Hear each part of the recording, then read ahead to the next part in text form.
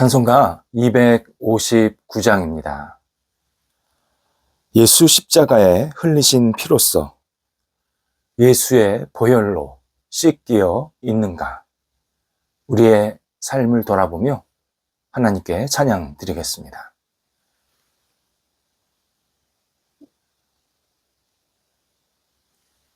함께 기도드리겠습니다. 하나님, 승리의 깃발을 바라보며 하루를 시작하게 하심을 감사드립니다. 주께서 세우신 십자가의 깃발에 우리의 삶이 집중하게 하옵소서. 당당한 주님의 용사로 주님을 따르는 하나님의 사람이 되게 하옵소서. 겸손한 주님의 자녀로 세상을 섬기게 하옵소서. 신비로운 주님의 은혜로 저희 영혼이 풍성해지게 하옵소서. 힘찬 주님의 열정으로 저희도 역할에 열정으로 감당하게 하옵소서. 주님을 의지하오니 저희를 오늘도 굳건하게 붙잡아 주옵소서. 병상에 있는 사랑하는 환우들을 붙잡아 주옵소서. 하나님께서 주시는 능력의 손길이 아픈 부위, 연약한 부위, 온전치 못한 부위 위에 가득 임하여 주심에 나아지게 하시고 회복되게 하시고 새롭게 될 수 있도록 함께하여 주옵소서. 병상에서 그리고 가정에서 오직 하나님을 바라보오니 성령이여 오늘도 역사해 주셔서 약물이 들어가고 재활 훈련받고 치료받는 모든 과정 속에서 하나님께서 섬세하게 인도해 주시고 하나님께 영광되는 한날이 되도록 인도하여 주옵소서. 옆에서 애쓰시는 가족들을 붙잡아 주셔서 하나님이 주시는 희망으로 채워지게 하시고 모든 여건들이 안정될 수 있도록 성령께서 은혜를 베풀어 주옵소서. 자녀들 하나님의 사람으로 오늘도 신실하게 세움받게 하옵소서. 하나님의 뜻을 이루며 하나님께 영광 돌려드리는 통로가 되는 자녀들이 되게 하옵소서. 한 인격 한 인격이 주님 앞에 드려지게 도와주시고 하나님의 마음껏 쓰임받는 세상의 빛과 소금 역할을 감당하는 자녀들이 되도록 오늘도 선하게 이끌어 주옵소서. 장성한 자녀들을 하나님의 은혜로 붙잡아 주셔서 맡겨진 역할을 감당하고 주신 기회를 활용할 때에 은혜가 넘치게 하시고 희망이 있게 하시고 결실이 맺히게 하여 주옵소서. 좋은 만남이 있게 하여 주옵소서. 사랑의 교제, 좋은 우정이 계속 싹트게 하여 주셔서 가정의 분복도 누리게 하시고 평생 친구를 함께 만나서 교제할 수 있도록 인도하여 주옵소서. 학업에 있는 자녀들을 오늘도 주님 앞에 온전히 내어 맡깁니다. 하나님, 자녀들이 하나님을 경외하며 하나님께 모든 것을 내어 맡기는 믿음의 학업 시간 되도록 인도하여 주옵소서. 부족한 것이 있을지라도 낙심하지 아니하게 하시고 하나님께 온전한 지혜를 구하게 하옵소서. 잘하는 것이 있을 때 우쭐하지 않게 하시고 겸허히 하나님을 바라보면서 한 단계 한 단계 성숙해가고 배우고 깨닫고 하나님께 영광 돌려드리는 복 있는 시간 되도록 인도하여 주옵소서. 좋은 친구들, 좋은 선생님들 계속 만날 수 있게 도와주시고 한 해의 학업을 마무리할 때에 성령께서 함께 해주셔서 지혜롭게 잘 마무리하게 하시고 새로운 진학을 힘차게 출발할 수 있도록 인도하여 주옵소서. 어린 영혼들 예수님 안에서 오늘도 지혜롭게 한날을 살게 하옵소서. 무럭무럭 자라가게 하시고 좋은 배움이 있게 하시고 좋은 친구들 만나게 도와주셔서 오늘도 주님 안에 건강하게 세워지게 하시고 평생 하나님을 경외하는 믿음의 복이 있게 하여 주옵소서. 어린 영혼들을 지혜롭게 키우는 우리 부모님 세대들에게도 함께 해주셔서 능력 주시고 믿음 주시고 희망으로 모든 역할들을 감당하게 하셔서 그 가정에 하나님의 평안이 넘치게 하옵소서. 독립한 세대들을 붙잡아 주옵소서. 하나님께서 은혜를 베풀어 주셔서 각 세대 위에 하나님의 주시는 거룩한 비전이 있게 하시고 앞을 향해 나아가게 하시고 쓰임받는 세대들이 되도록 인도하여 주옵소서. 성도들의 일터 오늘도 주님 앞에 온전히 맡깁니다. 주관하소서. 되는 일, 진행되는 것, 결과 오직 하나님께 영광이 되게 인도하여 주심에 우리 성도들의 일터가 하나님의 살아계심과 역사하심이 목도될 수 있도록 함께하여 주옵소서. 어려움 중에 있는 일터 지혜롭게 잘 극복하게 하시고 넉넉해지게 하시고 이전보다 더 풍성해질 수 있도록 역사하여 주시옵소서. 계속해서 일이 진행되고 있고 또 계획하고 있고 사람 만나고 있고 또 여러 가지 일을 도모하고 있습니다. 하나님 하나하나 선하게 이끌어 주셔서 주님께 마음껏 쓰임받고 영광 돌리는 데 부족함이 없게 하시고 이 모든 과정 속에서 하나님의 섬세한 손길만이 온전히 드러날 수 있도록 인도하여 주옵소서. 수출, 수입, 계약하는 것, 사람들 가르치고 또 사람들 대접하고 물건을 판매하고 또 여러 가지 투자하고 투자 받는 과정 속에서 오직 하나님의 능력만이 우리 모든 일터 속에 임하여 주심에 좋은 결실이 맺혀지게 하시고 하나님께 영광되게 하시고 많은 사람들과 함께 유익을 나누며 하나님 나라에 쓰임받는 모든 일터들 되도록 인도하여 주옵소서. 출타하는 성도들을 오늘도 붙잡아 주셔서 감사함으로 잘 다녀오시게 하옵소서. 저희 교회 하나님 앞에 내어 맡깁니다. 교회가 더 깊이 뿌리가 내리고 안정되게 하시고 외원이 확장되게 하여 주옵소서. 예수 그리스도를 믿지 않는 사람들이 찾아와서 예수님을 믿고 의지하며 하나님 앞에서 새롭게 설 수 있게 도와주시고 진리 위에 세워진 하나님의 사람으로 빛을 발할 수 있도록 역사하여 주옵소서.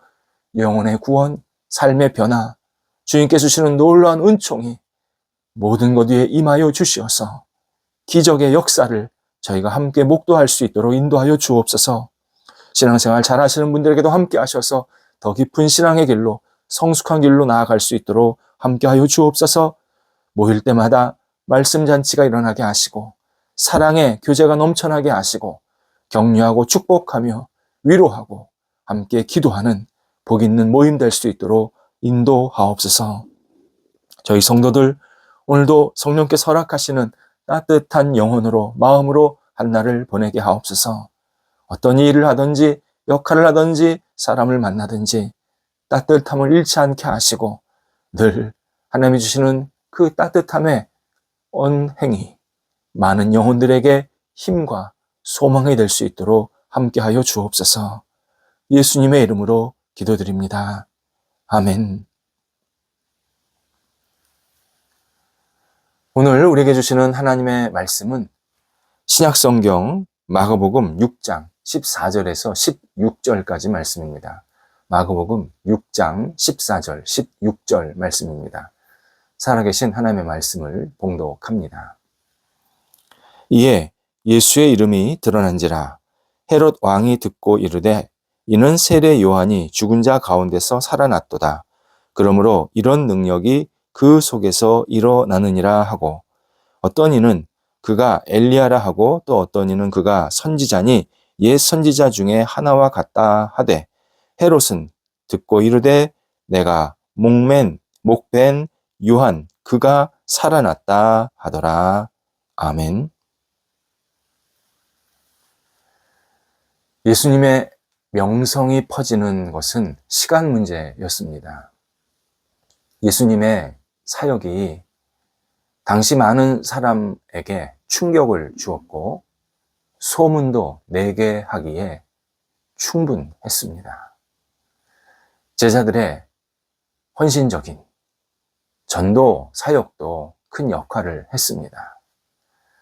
제자들은 예수님의 명령을 받아서 중간중간에 마음껏 흩어져서 예수 그리스도, 그분의 진리되심, 그분의 구원, 그분이 하신 일들을 주변 사람들에게 전하게 됩니다.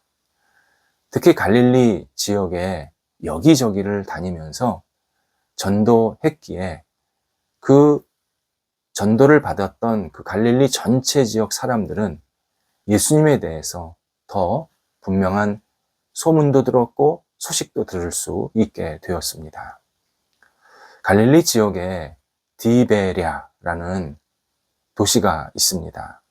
디베랴는 갈릴리 베레아 이 두 지역이 하나의 주인데 이 주의 도였습니다. 주도.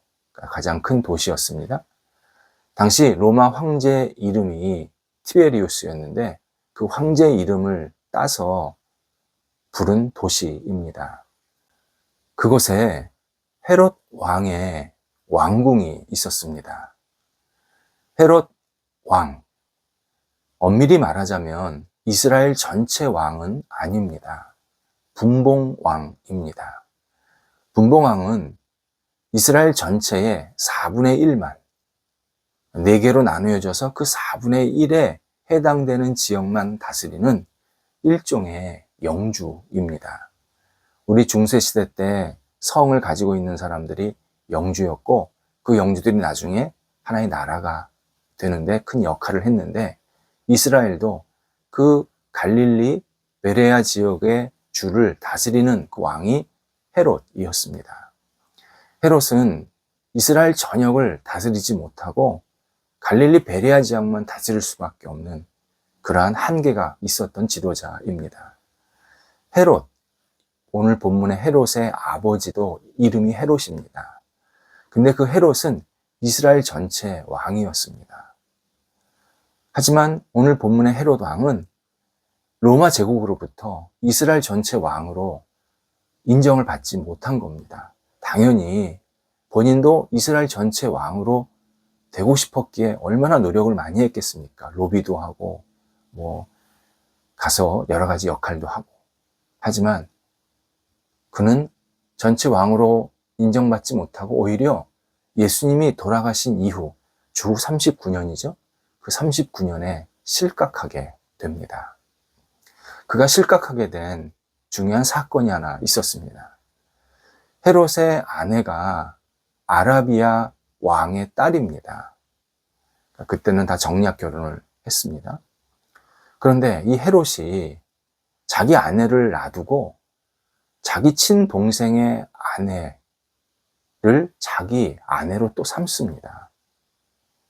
그러니까 이 아라비아 왕의 딸은 너무 상심이 됐고 실망했고 때로 너무 괴로워서 힘들어하다가 결국 친정으로 아라비아로 그냥 가버리게 됩니다. 아라비아 왕이 자기 딸이 결혼 생활을 그만두고 온 것을 보고 분노가 납니다. 그래서 이 갈릴리 베레아 지역을 침공합니다. 크게 이깁니다. 헤롯 왕이 많이 잃었습니다. 문제는 두 주가 다 당시 로마 제국의 속주였습니다. 그러니까 로마 제국이 보니까 속주들끼리 싸워가지고 한 사람은 이겼다고 좋아하고 한 사람은 많이 빼앗기고 이게 무슨 일일까 가만히 들여다보니까 헤롯이 원인 제공자였던 겁니다. 그래서 헤롯을 왕위에서 그만 내려오도록 그렇게 실각시키게 됩니다. 한편 이 헤롯이 동생의 아내 이름이 헤로디아입니다. 이 헤로디아를 취한 것이 매우 잘못됐다. 당신이 심각한 죄를 진 것이다. 라고 말해준 사람이 바로 선지자 세례 요한이었습니다. 세례 요한은 헤롯이 가정을 파탄시켰다. 여러 사람을 갈등과 분노의 쇠사슬로 꽁꽁 묶이게 해서 고통을 받게 했다. 아주 강하게 잘못을 지적합니다. 그러면서 원상복구해라. 당신의 아내를 데려오고 그리고 동생 아내는 놔줘야 된다. 이렇게 계속 말을 하는 겁니다. 이때 이 말을 듣고 기분 나빠하고 그리고 내가 가만히 안 있겠다 생각한 사람은 헤롯이 아니라 헤로디아였습니다. 헤로디아는 무능한 자기 남편보다 유능한 이 분봉왕이었지만 자기 남편보다 훨씬 나은 이 헤롯과 같이 사는 게 너무 좋았던 겁니다. 그래서 결국 헤로디아가 아주 적절한 시기를 보면서 결국 헤롯이 세례 요한을 죽일 수 있도록 빌미를 제공해 줍니다. 그렇게 해서 세례 요한이 죽은 겁니다. 이 시기에 예수님의 존재와 활동에 대해서 소문이 점점 확산하고 있었습니다. 헤롯은 자신의 비윤리적인 행동, 파렴치한 행동, 이 잘못된 행동을 계속 지적한 세례 요한을 죽인 거 아닙니까? 그 세례 요한을 처단한 후에 늘 양심의 가책을 느끼고 있었습니다.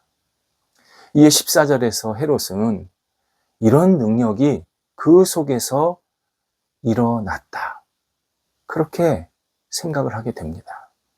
여기서 능력이라는 것은 기적, 놀라운 역사, 이런 일반적인 일이 아니라 우리가 생각한 것보다 훨씬 차원이 높은 또는 큰 어떤 일을 말할 때 능력이라는 단어를 씁니다.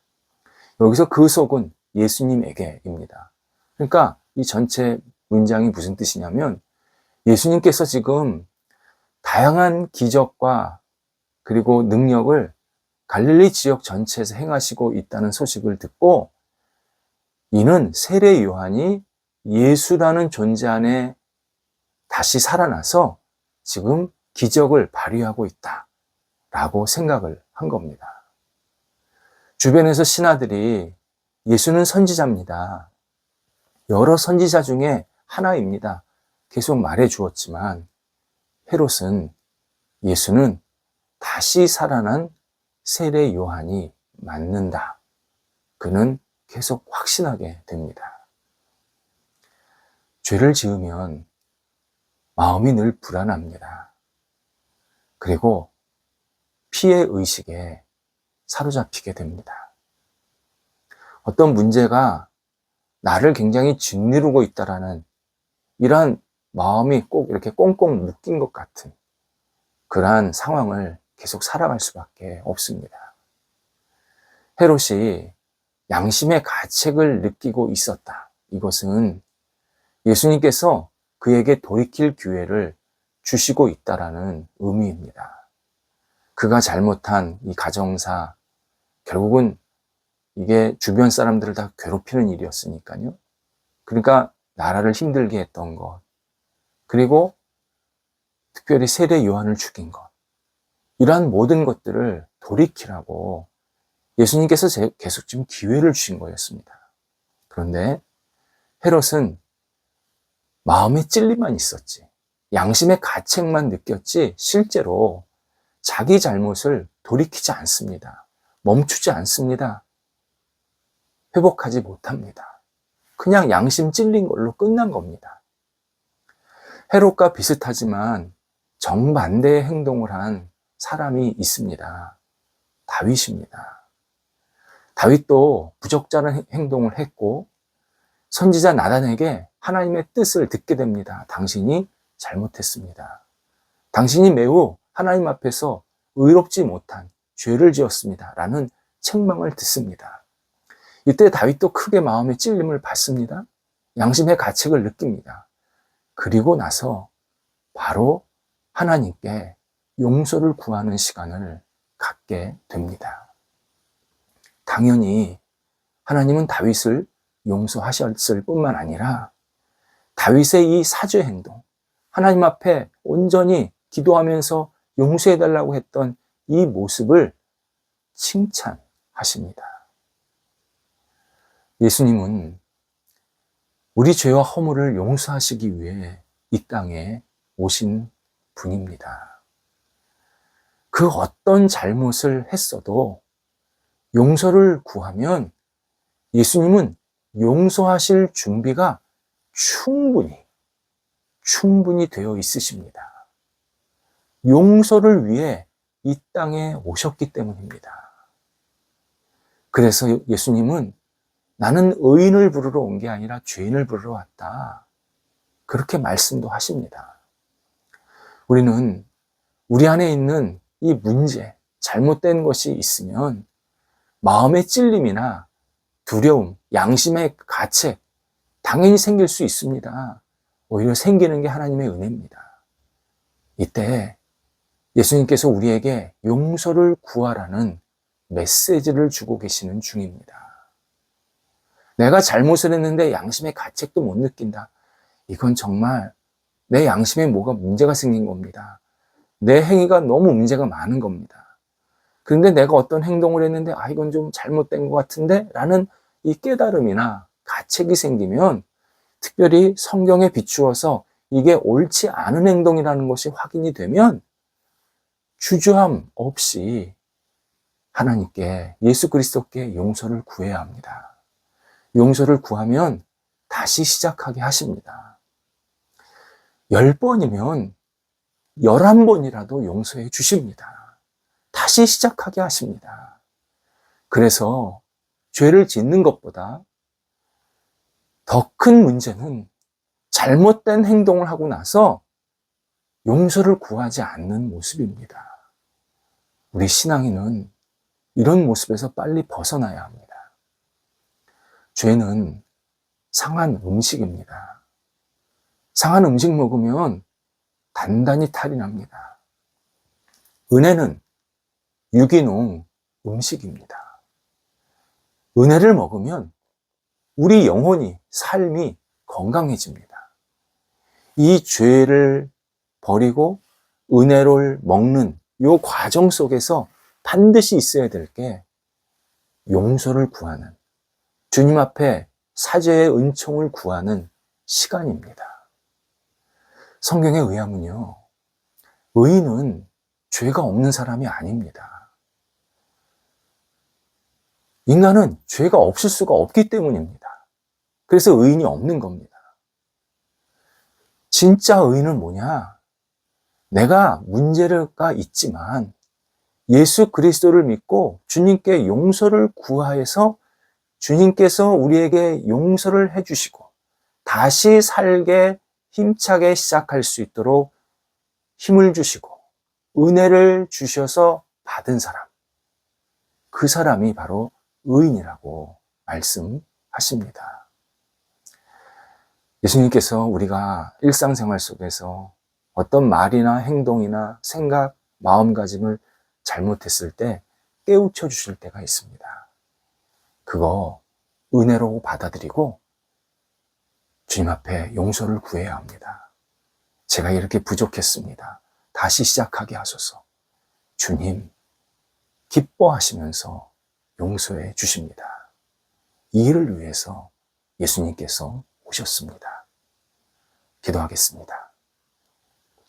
하나님, 저희가 이 땅을 살면서 부끄럽고 부족한 모습들이 참 많습니다. 저희 자신을 다시 말씀에 비추어서 성령의 빛 비추어서 잘못된 것, 잘못된 생각, 잘못된 말, 행동들을 다시 주님 앞에 내려놓고 버리게 하시고 새롭게 되게 하시고 하나님께 영광되는 삶으로 힘차게 출발할 수 있도록 인도하여 주옵소서. 오늘도 용서하기를 기뻐하시는 예수님, 우리에게 깨우쳐 주시는 예수님을 붙잡고 주께서 원하시는 길을 마음껏 기쁘게 담대하게 나가는 저희가 되도록 인도하여 주옵소서. 예수님의 이름으로 기도드립니다. 아멘.